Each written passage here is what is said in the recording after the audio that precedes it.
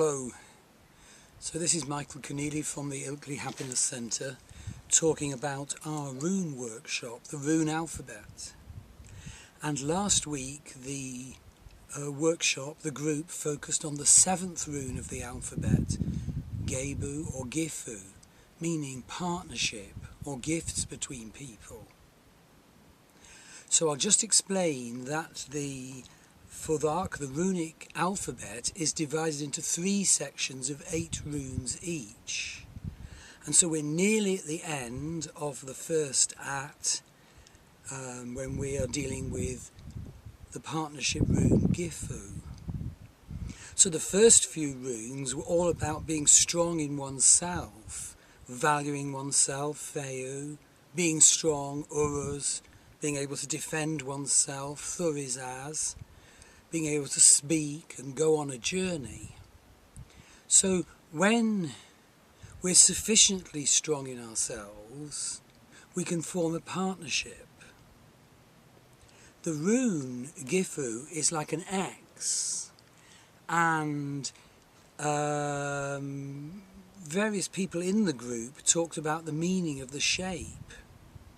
For example, in the very early rock pictograms of Northeast Europe, individuals are often just shown by a straight line, but here are 2 straight lines crossed and bound in the centre, partnership.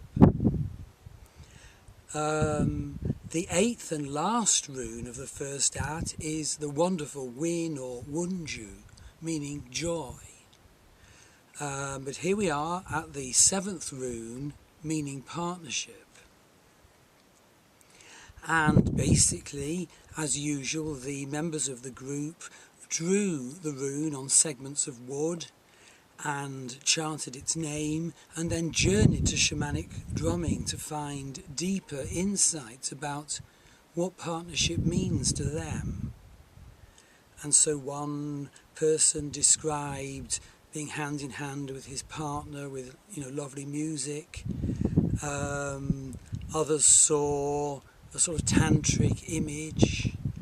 Perhaps not so encouragingly, there was the picture of a field with a fence running across it and a sort of joint area demarcated in the centre. So basically, people looked at where they were in partnership, and obviously that can be very joyful or indeed painful. There's huge learning in the issue of partnership. When the partnership issues come to a fore in a life, for example, when working with the rune, Gebo, we can look at that which in us may destroy partnership, that which in us may unacceptably lose ourselves. For some people this can be a tremendous dialectic. But equally, that which in us may build partnership and indeed create a loving and beautiful unit which can allow each person to be themselves as well. Other issues that were discussed is the issue of gifts between people. Perhaps people who value themselves not enough, perhaps they weren't valued themselves as children, can give, can keep making gifts to want to be loved. Other people can be very mean and not give gifts. So the rune raises the whole issue of relationship between people and what is given between people.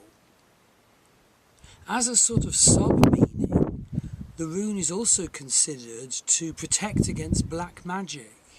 That's how the Norse view it and understood it and used it. Because remember, each rune isn't just about a facet of our life. Each rune is a magical key which we can turn in the lock of life to change these facets of our life.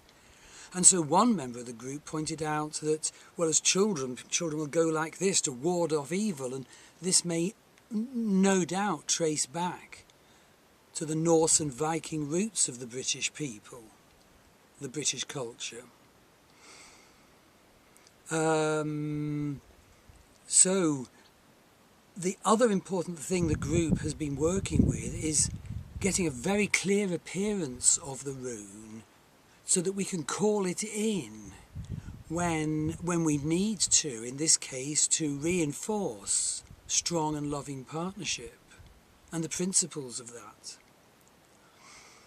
And indeed, one can place, or in a visionary way, place that rune on our hearts to see where our heart's energy is. If our mind can become taken up by states of, hurt or anger, perhaps see the rune to change our mind, to change our consciousness more towards principles of strong, loving partnership.